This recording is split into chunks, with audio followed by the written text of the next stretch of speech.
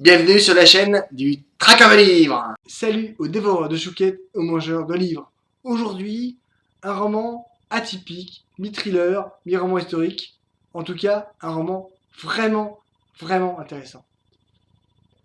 Le mystère, Jérôme Bosch, de Peter Dempf, aux éditions Pocket. En 2013, à Madrid, au Prado. Stupeur. Un fanatique s'est attaqué à une œuvre d'art. Surgi de nulle part, l'homme a tenté de saccager une peinture. C'est le jardin des délices. Triptyque du peintre flamand Jérôme Bosch. L'homme a réussi à atteindre la toile. Il a projeté du vitriol sur le tableau avant d'être plaqué au sol par les gardiens du musée. En cherchant l'identité du vandale, la police fait une découverte étonnante. C'est un prêtre dominicain. Son discours est déroutant, mais surtout un peu énervé et flippant. La police fait appel à la psychologue Crick van der Wert pour tenter de comprendre son geste. Le religieux refuse de parler à une femme. Aux enquêteurs, il déclare qu'il sait que le triptyque cache un secret susceptible de détruire l'église. Michael Key est un expert dans sa partie. Le Prado lui demande de réparer les dégâts. Heureusement, les détériorations sont minimes. En observant les dégradations de plus près, il découvre des symboles cachés sous d'autres couches de peinture. Antonio de Nebria fait partie des murs du musée. Il pourrait être à la retraite depuis belle lurette, mais il adore son métier et est un passionné des œuvres d'art en général. C'est une bibliothèque ambulante qui a des connaissances colossales sur l'histoire et l'art en général. Dès qu'il découvre ces symboles, il dégoupille et commence à fouiller partout. Par la même occasion, Kay découvre que son ami est littéralement obsédé par cette peinture si atypique. Pour tenter de débloquer la situation, la psychologue demande à Michael de rencontrer le prêtre pour qu'il explique son geste et tenter de soigner son hystérie. En parallèle, en 1510, Petronius Oris débarque dans une cité où les bûchers brûlent. L'Inquisition s'est installée durablement à Bois-le-Duc. Le jeune homme est venu pour apprendre son métier auprès de Jérôme Bosch. Petronius est un élève curieux et observateur. Le maître se rend vite compte. L'Inquisition est partout. Elle se rapproche tous les jours un peu plus. Bosch doit sauver ce en quoi il croit. La peinture qu'il est en train de réaliser sera son héritage. Mais pour qu'il se serve, il doit y avoir quelqu'un qui pourra la déchiffrer. Horis est initié, et son principal objectif sera de faire sortir le triptyque de la ville. J'ai lu certaines critiques de ce livre qui associent ce roman au Da Vinci Code de Dan Brown. J'ai lu les deux. Pour moi, le Da Vinci Code est une escroquerie intellectuelle très bien vendue en termes de marketing. Tout est dans la préface vendue comme vraie et diverses théories complotistes.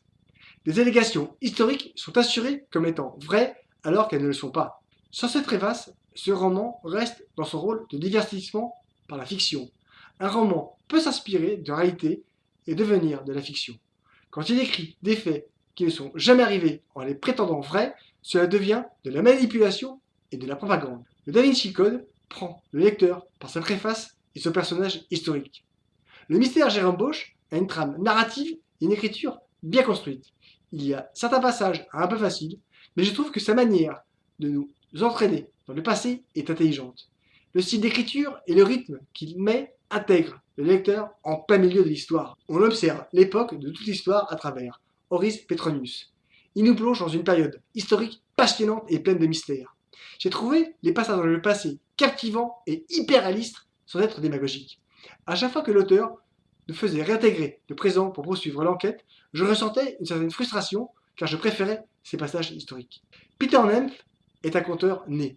Il nous captive comme certaines voix hypnotiques nous font vivre des histoires passionnantes et haletantes. Comme tout auteur de romans, il se sert de certains faits et les réinterprète.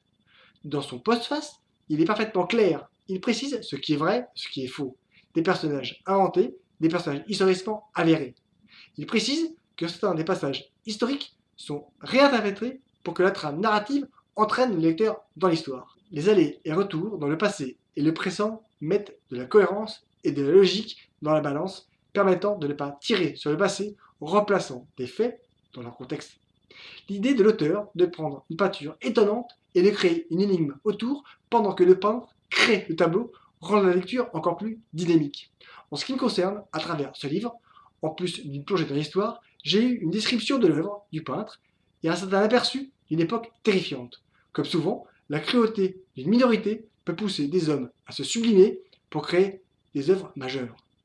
Libre aux uns et aux autres de lire d'autres descriptions de l'œuvre. Rien n'est jamais gravé dans le marbre.